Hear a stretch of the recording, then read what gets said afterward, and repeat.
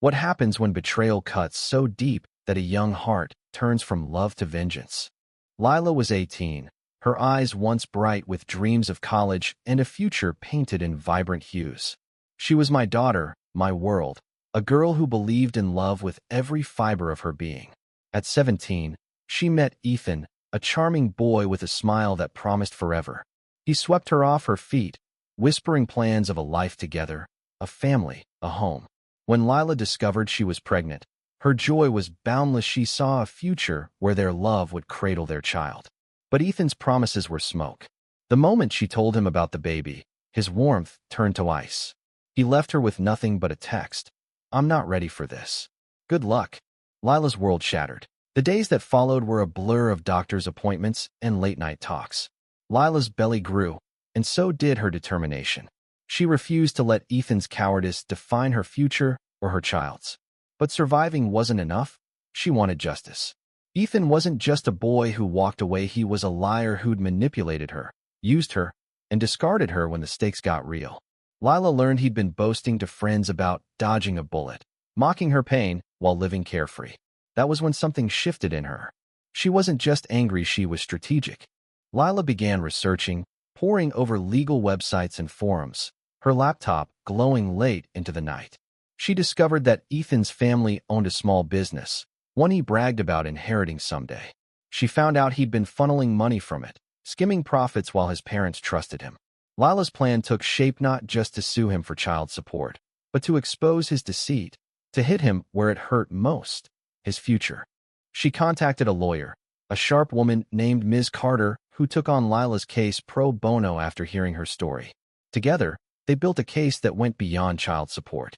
Lila uncovered evidence of Ethan's financial misconduct, gathering receipts and messages he'd sent to friends about his schemes. The lawsuit wasn't just about money. It was about accountability. Lila wanted him to feel the weight of his actions, to understand that abandoning her and their child had consequences. The courtroom was a battlefield. Ethan sat across from Lila, his smug grin fading as Ms. Carter presented the evidence. Lila stood tall, her hand resting on her belly, her voice steady as she spoke about the promises he'd broken, the lies he'd told. The judge's eyes softened when Lila described her dreams for her child, a life of love and security, not abandonment. Ethan's lawyer scrambled, but the evidence was damning. The lawsuit demanded child support and damages for emotional distress, but the real blow was the exposure of Ethan's theft from his family's business.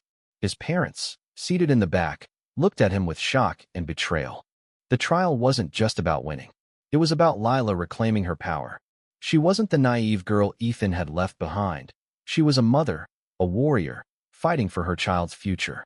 When the judge ruled in her favor, granting child support and damages, the courtroom felt electric. Ethan's future crumbled, his family's trust was shattered, his reputation tarnished. Lila didn't smile. She didn't need to. She'd won something greater than revenge, dignity. As we left the courthouse, Lila turned to me, her eyes fierce but calm. "This isn't about him anymore," she said. "It's about Uzmi and my baby." She named her daughter Hope, a reminder that even in the darkest moments, there's light to be found. Lila enrolled in community college, balancing motherhood with her studies, her dreams reshaped but unbroken. She wasn't just surviving, she was thriving. Lila's story isn't about vengeance, it's about resilience.